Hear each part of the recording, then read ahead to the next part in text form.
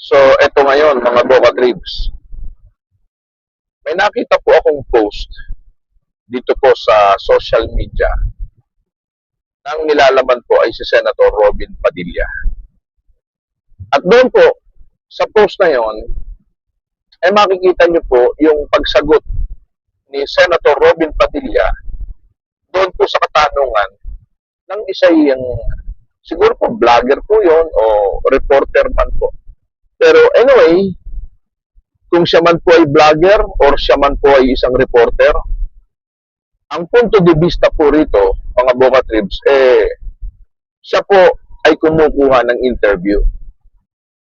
At doon po sa interview nyon na ambush interview, makikita nyo po na mararamdaman nyo po na marahil ito pong si Senator Robin Padilla meron na pong sadyang saloobin o maaaring meron na po siyang nakita bago pa man po yung interview nyon ay may nakita na po siyang bias na pahayag po ng isang mamamahayag na naglathala po sa kanya. So doon sa punto pong yun, nakapagbigay po ng pahayag si Senator Robin Padilla na real talk. Kumbaga kung ano po yung tunay na nararamdaman niya at kung ano po yung gusto niyang sabihin na pawang mga katotohanan, sinabi po niya. So sa punto pong yun, meron pong mga komento, mga Boka Tribs. Doon po sa naging pahayag ni Senator Robin Padilla, marami po, alam nyo naman ng mga netizen, marami po mga netizen ang nagsipag-komento. At sinabi po nila na pinastos daw po ni Senator Robin Padilla yun pong isang reporter. Ano? Binabash ka din sa pinost mo daw na... Ay, paano yung mga pinapalita nyo? Hindi, yung pinost niyo daw po na ano, yung pera, bakit kailangan pa daw i-post, pinamigay na, yung... O para gayahin mo. O, baka may pera ka, di pamigay mo, padala mo doon. O, anong problema? Namigay na, yung... O para gayahin mo. O, baka may pera ka, di pamigay mo, padala mo doon. O, anong problema? At ang pagkakabigkas pa po, talagang binastos antimano. Yun pong reporter. Alam niyo po mga Boka Tribs, sa pagkakataon po ito, ako po ay, sabi nga po natin, sino man po na karapat-dapat pong bigyan po natin ng kapurihan ay hindi ko po pinagdadamutan. Kaya yan man po ay sinasamahan ko o hindi. At sa pagkakataon pong ito, nakita ko po, alalahanin niyo po, na kahit po minsan ay hindi po ako naging tagapagtangkilik ni Senator Robin Padilla. Pero sa pagkakataon pong ito, mga Boka Tribs, nakita ko. Pinag-aralan ko po ang video, pinag-aralan ko po ang pamamaraan ng pagsagot ni Senator Robin Padilla. At doon po ay nakita ko, wala pong maling ginawa si Senator Robin Padilla. Ang ginawa po ni Senator Robin Padilla ay bahagi po ng tinatawag natin freedom of expression.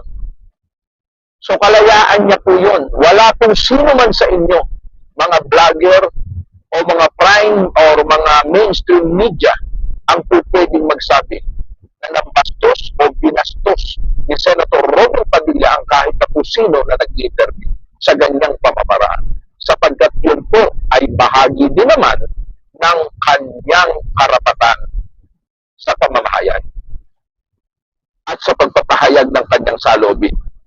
So sa tingin ko po, sa pagkakataong ito, hindi po nang bastos si Senator Robin Padilla.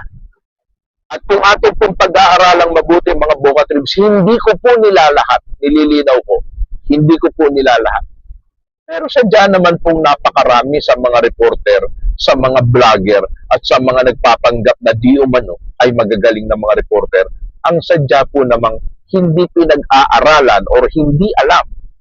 Lalo na po sa mga vlogger na mga reporter kuno. Hindi po nila pinag-aralan at hindi po nila alam yun pong code of ethics ng isa pong vlogger. Hindi po nila alam yan. So dinidiretso ko po, sadya po namang hindi ko po nila lahat, pero sadya pong marami din naman po ng mga vlogger na bastos. Marami din naman po ng mga social media personnel ang sadya pong hindi alam kung ano po ang tamang pamamaraan. Meron po yung code of ethics, dapat po alam niyo yun. Hindi niyo po pwedeng pwersahin ang isang tao kung ayaw magsalita. At hindi niyo po pwedeng sabihin na mali ang isinasagot ng isang tao kung may nagtatanong sa kanya. Kung ano pong tanong sa kanya, kahit po anong isagot niya, yun po ay karapatan niya, sinasang-ayunan po yun ng batas. Huwag lamang po siyang magbibintang o magtuturo ng sino man na wala po naman sa pinag-uusapan. Pero kung ang sasabihin po niya at ipapahayag po niya ay naaayon po sa kanyang kalooban, naaayon po sa kanyang pagiging isang tao, at naaayon po sa kalayaan ng kanyang pamamayag, wala po siyang binabastos, wala po siyang pinagwiwikaan ng masama. Sapagkat yan po ay patas at yan po ay sinasang-ayunan ng ating batas. Kaya doon po sa mga vlogger, sa mga reporter, alamin nyo naman po ang code of ethics ng isang mga taong nagtatanong. Hindi po kung kayo ay binigyan ng karapatan para magtanong, obligado na po o obligasyon po ng inyong tinatanong na sila ay sumagot ng naaayon sa gusto ninyong isagot. Abay, hindi po ganun. Kung ano man pong isagot ng isa pong subject, base po sa inyong itinatanong, basta't wala lamang po siyang ipinapahamak na tao, o ano man pong kasaryan o kalagayan, may karapatan po niya yun. Wala pong binastos si Senator Robin Padilla, at sa pagkakataong ito po, mga Bokat Ribs, tahasan po na sinasabi ko po sa inyo. Bagaman, hindi po ako kahit minsan, kung makikita nyo, naging tagatangkilik ni Senator Robin Padilla. Pero sa pagkakataon po ito, tama po ang ginawa ni Senator Robin Padilla. Sana po ganyan din po naman yung iba. Huwag po kayo kobo basta kailangan nyo ng publicity, basta tinanong sagot kayo ng maganda.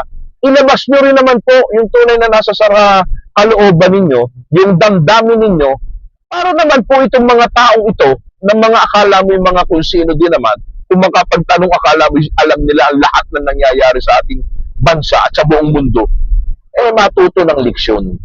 Matuto din naman po na hindi po lahat ng po pwedeng tanungin ay dapat tanungin.